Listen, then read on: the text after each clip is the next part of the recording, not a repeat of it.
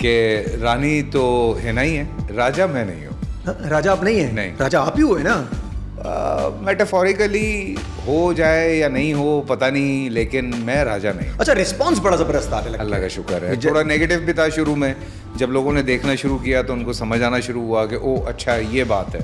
तो हमारे यहाँ वो बिना जाने बिना समझे लोग बोलना शुरू कर देते हैं, तो अब जब देख रहे हैं तो वो कह रहे हैं कि अच्छा ये तो ठीक है पैन फिर। अच्छा मतलब ये आपका बड़ा ये देखा गया कि आप सिलेक्शन ऑफ रोल बड़ा देख दाख के करते हैं। बहुत ज़रूरी है। तो ये पहले ऐसा नहीं होता था, अब जरा आप बड़ा देख के करते हैं, तो ये क्या शुरुआत बड़े मामलात थे, अब जरा क्या मामलात आ गए हैं इसलिए आप कहते हैं सोच समझ के करना चाहिए? नहीं, एक फिर लाइक अब लोग भी ज़्यादा देख रहे हैं, और सिर्फ पाकिस्तान में नहीं देख रहे हैं बल्कि पूरी दुनिया में देख रहे हैं। जहाँ जहाँ मतलब ऐसे ऐसे शहरों में, ऐसे ऐसे मुल्कों में लोग हमारे ड्रामे देखते हैं कि कई दफ़ा आपको हैरत होती है कि अच्छा आपको तो उर्दू आती भी नहीं होगी, वो कहते हैं नहीं थोड़ा थोड़ा तो समझ। अच्छा, वो भी देख रहे हैं? हाँ, चाहे वो आज़री हैं, चाहे वो टर्किश हैं, चाहे वो और दूसरे ममालिक के लोग हैं, वी बिन वॉचिंग, सो बड़ी अच्छी बात है। अच्छा, इधर तो मैं आता हूँ दोबारा, खई वाला रिस्पांस भी आपका बड़ा ज़बरदस्त आया था। वो ऐसा भी हो गया था कि जिनको नहीं समझ में आ रहा है उन्होंने डबिंग कर लिए भाई, यूट्यूब पे वो ही पड़ा हुआ है, उधर को स्ट्राइक भिजवा सकते हैं आप लोग। अरे वाह यार, तो वही बड़ा ज़बरदस्त रिस्पांस आपका उधर से। हाँ, असल में ये हुआ यही कि वो जो 2-3 कुछ ऐसे ड्रामे आए जिनमें लास्ट ईयर खई था, तो उसके बाद फिर मुझे ये लगा कि यार अगर मैं इसी तरह से लाइक कैरेक्टर्स ऐसी आम से चूज़ कर लूँ तो फिर वो एक जो रिस्पॉन्सिबिलिटी होती है एक इतना अरसा काम करने के बाद, तो वो कुछ कम हो जाती है। तो स्क्रिप्ट चूज़ करना सबसे इम्पॉर्टेंट चीज़ है। दिल पे पत्थर रखना पड़ता है, जेब पे हाथ रखना पड़ता है कि नहीं भाई थोड़ा अरसा जो है वो आप बग़ैर काम किए। Seriously I am not joking, मैंने 10 महीने शूट नहीं की कोई।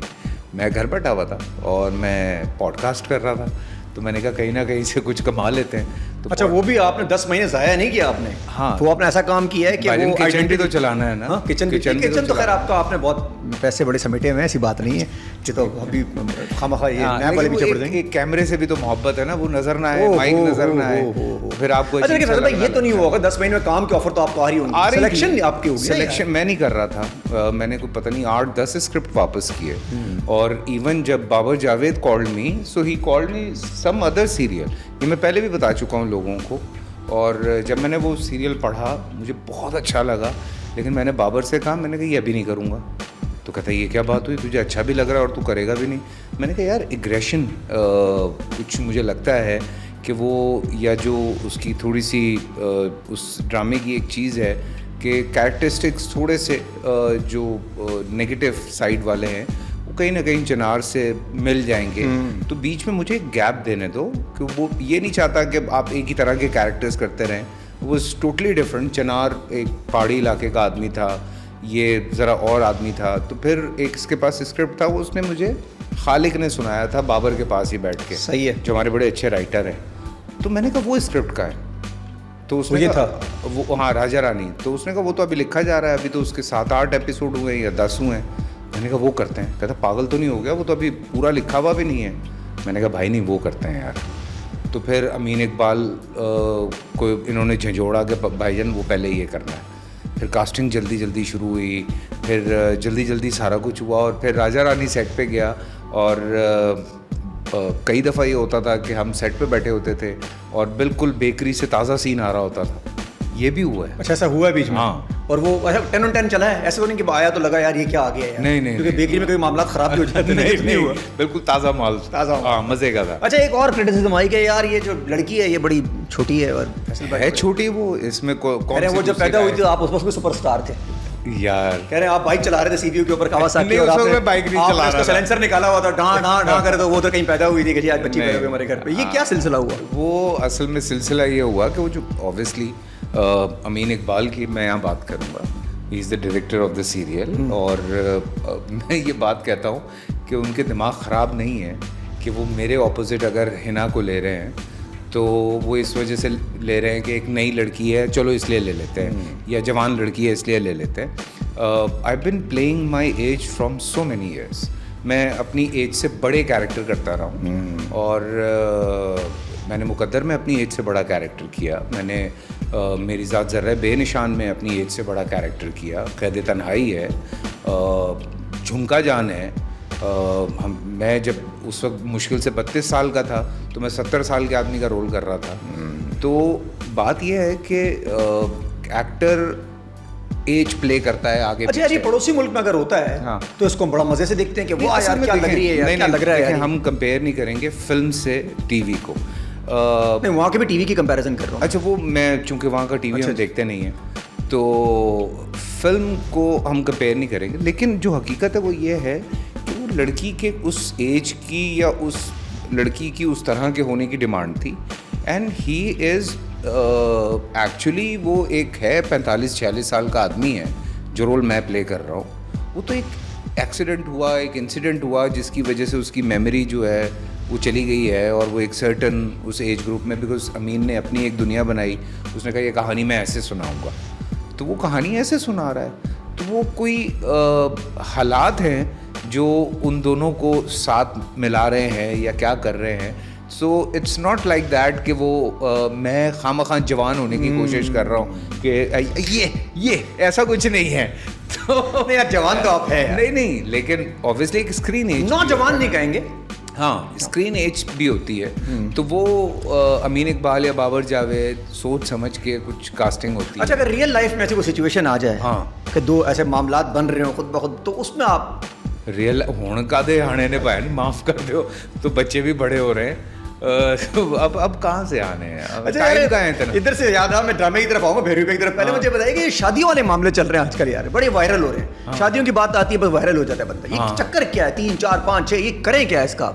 इस्लामी तौर पे इजाजत है नहीं है, औरत को इजाजत है नहीं है, मर्द को इजाजत है नहीं, क्या करें क्या? यार ये बड़ी लंबी बात है। ये पिछले 1 साल से ना शादियां दबी हुई हैं। कभी इकरार हुसैन फंस जाता है, कभी साइमा कुरैशी फंस जाती है, कभी फैसल भाई फंस जाते हैं, कभी मैं तो नहीं फंसता। लेकिन जितना हमने पढ़ा है, जितना सुना है, 4 शादियों की इजाज़त नहीं है, 4 शादियों की लिमिट है। ये बड़ा कोई अजीब सा फर्क है जो समझ में नहीं आ रहा है इस वक्त। क्यों? क्या मतलब 4 शादियों की इजाज़त है, लिमिट है, बात एक ही है, बस कर लो 4। उस कल्चर में एक टाइम पे आज भी अगर आप कुछ कभी हम कुछ खबरें उठाते हैं जो कि इंस्टा पे चल रही हैं या और कहीं पे, तो पता लगता है एक साहब हैं अरब में जिनकी 100 बीवियाँ हैं। लेकिन वो ये वाला सिलसिला पहले भी था, लोग बहुत ज़्यादा तादाद रखते थे तो इंसाफ नहीं होता था।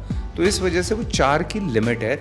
मैं इस बारे में क्या बोलूँगा, बिकॉज कोई आलिम है वो ज़्यादा बेहतर इस बारे में बता सकते हैं। लेकिन जितना हमने पढ़ा है उसमें ये है कि भाई लिमिट है, बेहतर है कि एक करो, एक ही करो। अगर मजबूरी हो तो 2 कर लो, और अगर ज़्यादा मजबूरी हो तो कोई पसंद भी कादी मजबूरी है। पर हाँ, ये मैं बात ये है, ये मैं कहता हूँ मर्दों से कि क्या मजबूरियाँ चल रही हैं। ऐसी क्या मजबूरी है? आपके बच्चे हैं, आप बच्चों में इंसाफ नहीं कर पाते यार।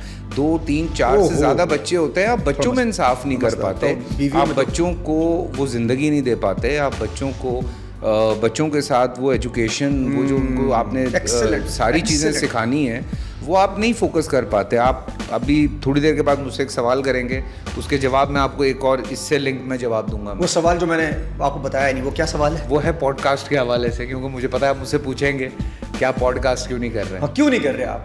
यार मैं जब फारिग बैठा, क्योंकि आप जो पॉडकास्ट कर रहे थे, मैं आपका पॉडकास्ट जरूर देखता था, मुझे उसमें से बड़ी विट मिलती थी। आपने मुझे बहुत सारे मैसेजेस किए हैं, thank you for supporting me. But बात यह है कि मैं उन दिनों फ्री था तो मैं कर रहा था।